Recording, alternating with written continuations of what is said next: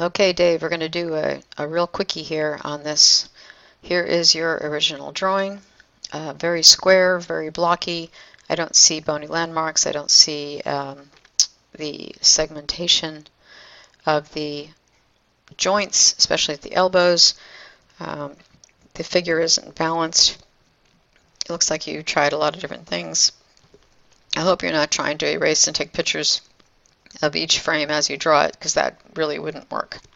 You need to have each drawing on a separate piece of paper. One of the first things that you need to do is get rid of this yellow.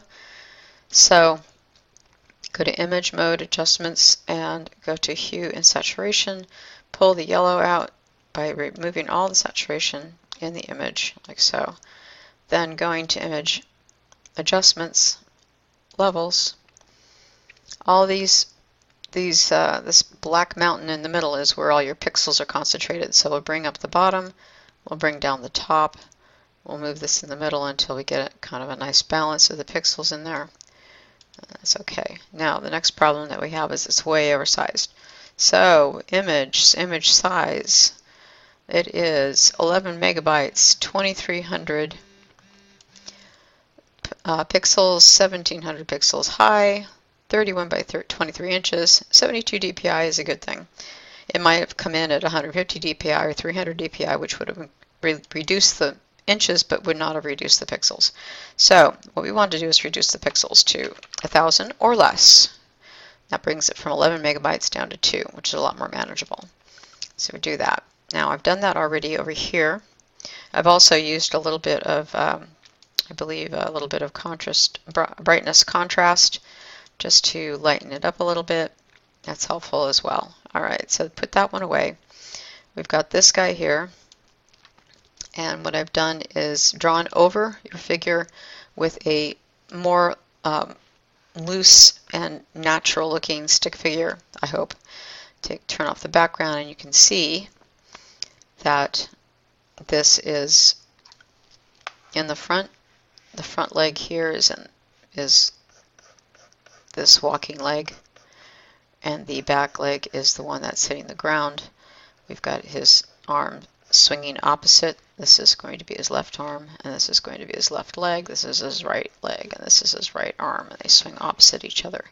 But you need to make sure you get those elbows in there, and you need to make sure you get those hands in there.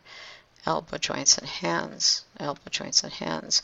These are essentially a series of gesture drawings that you're putting together to make a kind of animation. The penguin, I straightened out. He was falling over backwards, as you can see. So we straightened him out a little bit to stand up. I'd have to get penguin reference to really do him justice, but in spite of that, I think that I can mock up a fairly reasonable penguin, although I would like to see you do a much better job of realism on your penguin. Now, remember that the head has a cranium and it has a skull, it has a faceplate. Don't worry about nose, eyes, and mouth. They're stuff that you put on at the end. We have the neck, the back, a little bit of the butt, the back of the leg, the calf. His torso is split up into two parts, rib cage and pelvis. That's very important. The elbows are right at the rib cage, or right at the center of the body, and we can split the figure in half at the base of the pelvis. All proportional information is found in your lectures and in your textbooks, so I expect you to be looking into that. Now, for the other image, I tried to take out as much of the yellow as I can. It's not great. It's still really yellow and kind of nasty looking. It might help to light your image better when you take a photograph of it. To get an even lighting across the surface of it, you could try filtering it for HDR, which should adjust for the, would be under adjustments, which is not here. Okay. You should be able to, oh, that's why. Go down here to that layer and then try the adjustments. HDR sometimes takes care of the yellowness of your image, but it will flatten your profile too, so you want to do that first.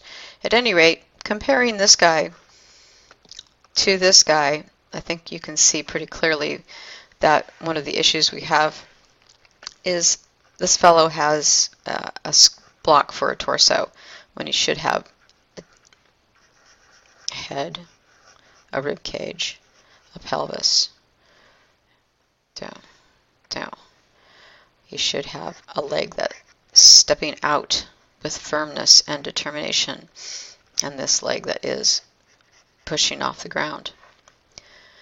So you're focusing on these muscles in the back. I've got to undo this because I didn't want to draw on that layer. I'll draw on the overlayer. So put this second layer on, and we can see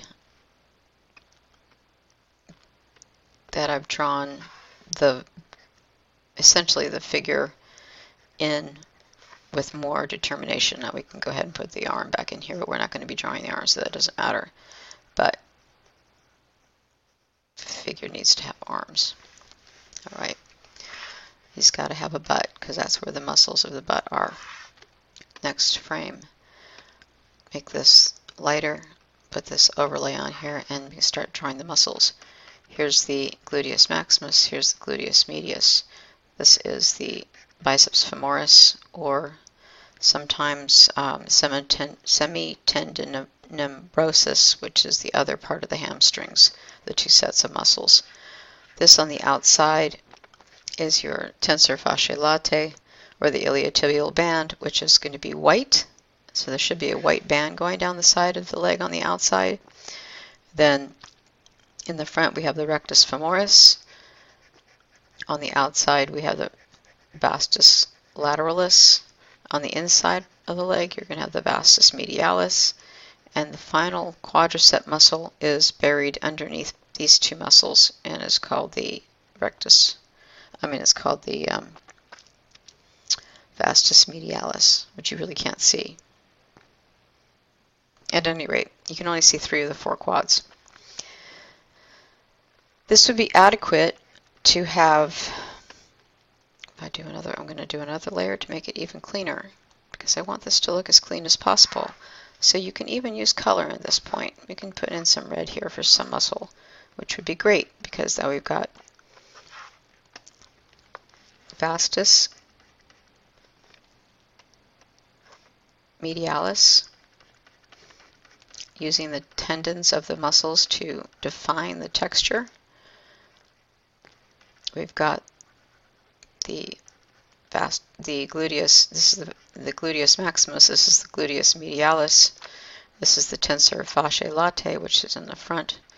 These are all pretty powerful muscle bands. You can mix them a bit if you want to with black to separate the actual muscle masses, like so. This runs along the top of the hip bone. This is a bulging muscle we see at the front of the leg.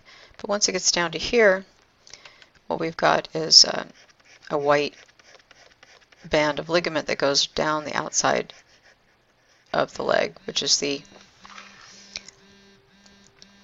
fascia, tensor fascia latae, and runs down the outside edge and actually causes a dent in the side of the leg of people who have good muscle tone, muscle quality.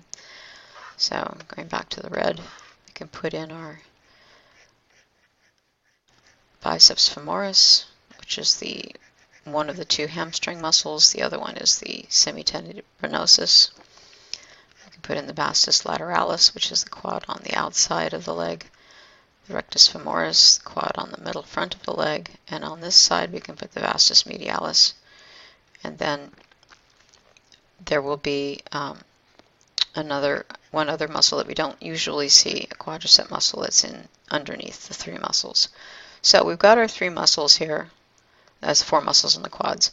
We've got the biceps femoris, we've got the gluteus maximus, gluteus medius, we've got the tensor fasciae latae, we've got the rectus femoris, we've got the vastus lateralis, and the vastus medialis. So that takes care of your muscles.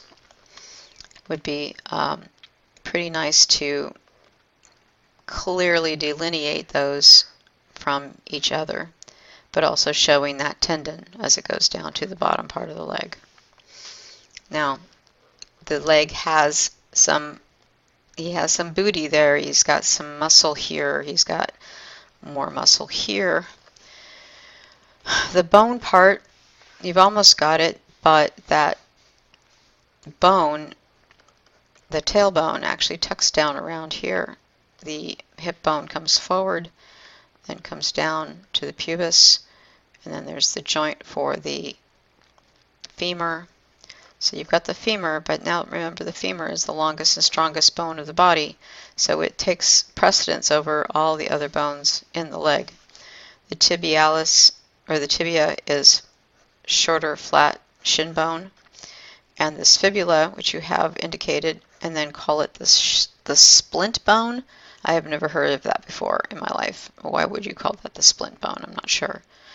The fibula makes the outside ankle, the tibia makes the inside ankle. Then we have the patella, which floats in front of the joint, and then the rounded, curved element of the femur with its joint tucked in, like so. Now we've got our 3 bones, or at least 3 bones, 1, 2, 3, 4, 5 actually. So this is what I'm looking for more than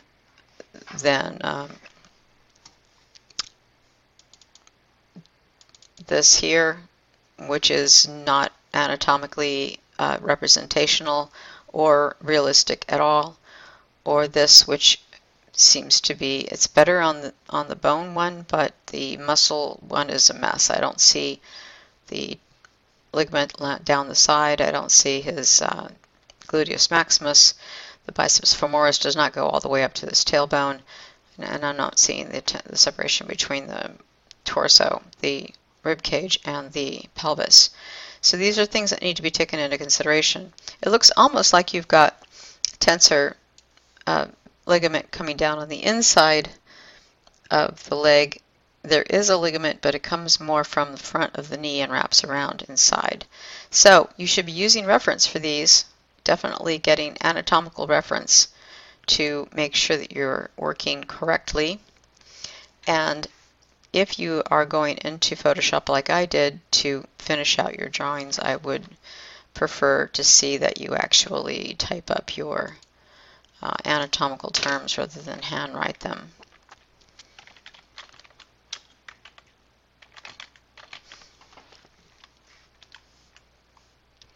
Obviously 10 point is not going to be big enough, and light is not a good option. So it's spelled wrong, but it's vastus.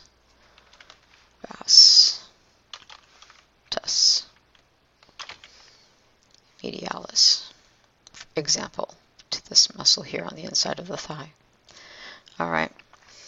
I hope that helps. You're better. You're on your way. You're getting there.